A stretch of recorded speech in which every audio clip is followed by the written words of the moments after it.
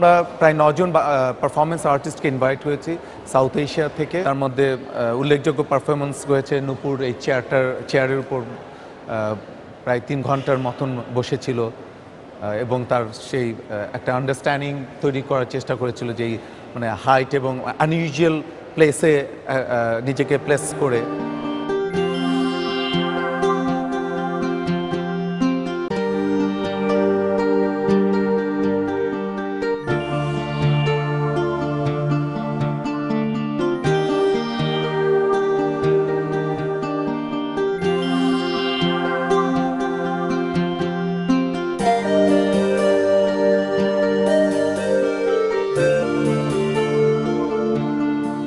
এই প্রেজেন্টেশনটা যে আজকে আপনারা দেখছেন এটা হচ্ছে কি যে it is a research based work. So actually 1.5 বছর ধরে রিসার্চ করে আমরা এখানে সাউথ এশিয়ার এই 8টা দেশের বেস্ট অফ যে আর্টটা আছে সেটাকে আমরা নিয়ে এসেছি। পত্রিকার নাম দৈনিক কাল্পনিক। পত্রিকার তারিখ হচ্ছে ফেব্রুয়ারি 9, 2024, আজকে থেকে 10 বছর পরে। আইডিয়াটা একটা ইউটোপিয়ান পত্রিকা, যে কী ধরনের ভবিষ্যৎ হতে পারে।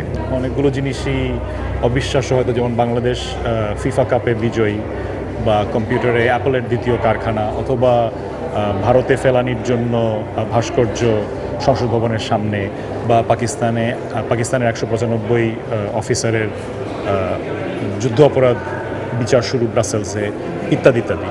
এই সংবাদপত্র পড়লেই বর্তমান নিয়ে প্রশ্ন আসে যে এই বর্তমান আর যেই বর্তমানটা প্রয়োজন এই ভবিষ্যৎ তৈরি করতে, তার মধ্যে ফারাকটা কোথায়?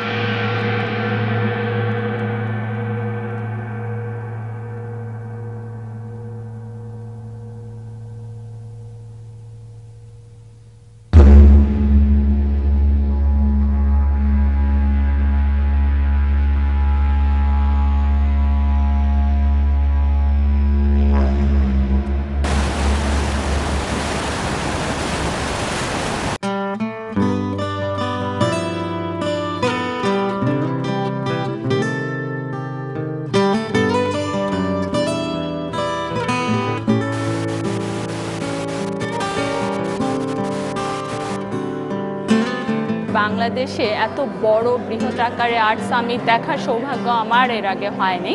এই ঢাকা আর্ট সামিটটা 3 দিন ব্যাপী করার চেয়ে যদি আরও একটু এক্সটেন্ড করতো তাহলে আমাদের জন্য অনেক ভালো হতো, কারণ এটা ঠিক একদিনে দেখার বিষয় না।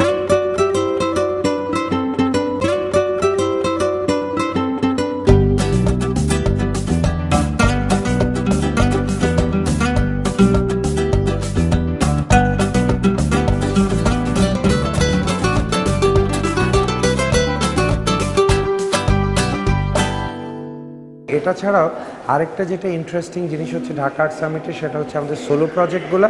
সো সোলো প্রজেক্ট যতগুলোই আপনারা দেখছেন এর ভেতরে মাত্র 2টা প্রজেক্ট ছাড়া, 14টার ভেতরে 2টা প্রজেক্ট ছাড়া বাকিটা 12টাই প্রজেক্ট অ্যাকচুয়ালি ফাউন্ডেশনের নিজস্ব কমিশন করা।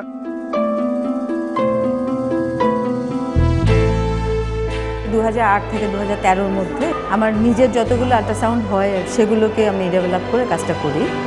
এই পোর্ট্রেটগুলো মানে একটা সময় তোলা, যে সময়টায় আমার একটা মিসক্যারেজ হয়।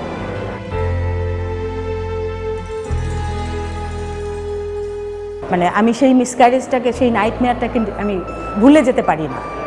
এখানে সময়গুলো লেখা আছে যে কত মিনিট কত সেকেন্ডে আমার এটা করা।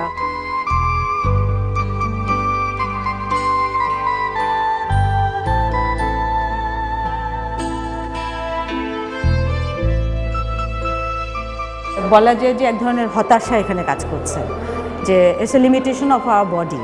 সেই জায়গাটায় এসে যে একটা আমরা থেমে যাই কোনো একটা জায়গায়, সেই জায়গাটা কাজ করছে।